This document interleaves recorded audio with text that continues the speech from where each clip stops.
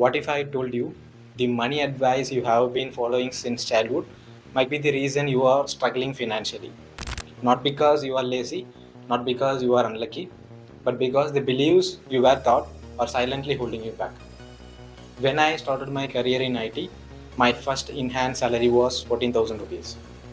Out of that, 6,000 rupees went straight to my education loan.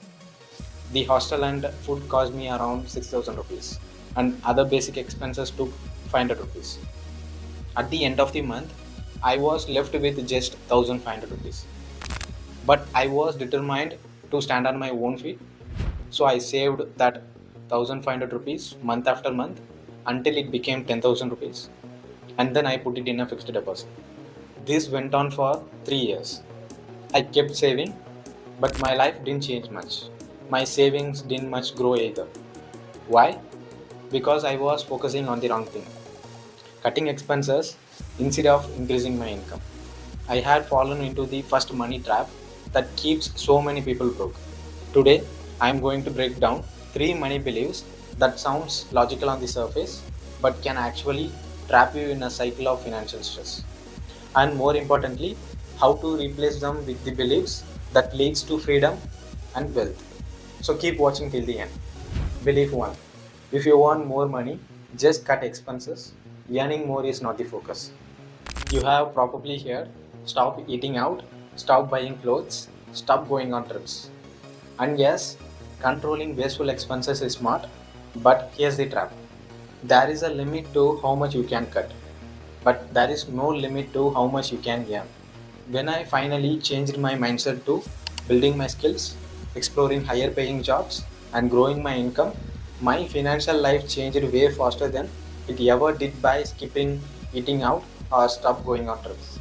Remember this, you can't save your way to wealth, but you can grow your way to wealth. Belief 2. Save every rupee, don't risk your money. This belief comes from fear.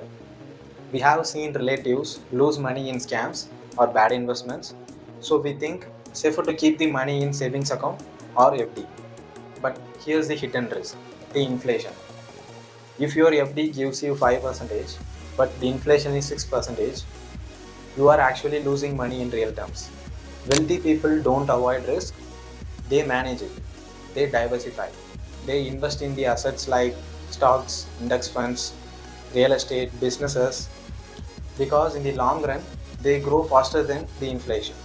Remember this, the safest looking choice, keeping money idle, can quietly become the riskiest choice of all. Belief 3. Money can't buy happiness, so don't make it a priority.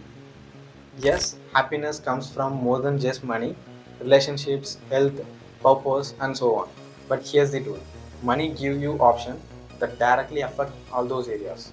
If your parents get sick, money can buy them the best treatment. If you want more time with family, money can free you from extra shifts. If you want to pursue your passion, money can give you the freedom to take that risk. Money isn't the goal, it's the tool that makes your goal possible. The danger of these beliefs isn't that they are completely wrong, it's that they are off truth. They make sense in some situations, but if they became your entire financial philosophy, they keep you stuck. So here's your new mindset, cut expenses, but focus even more on increasing your income. Save money, but learn to invest and grow it. Value happiness, but recognize that money is the tool to protect it. Challenge the belief you grew up with, because sometimes the most dangerous advice is the one that sounds most reasonable.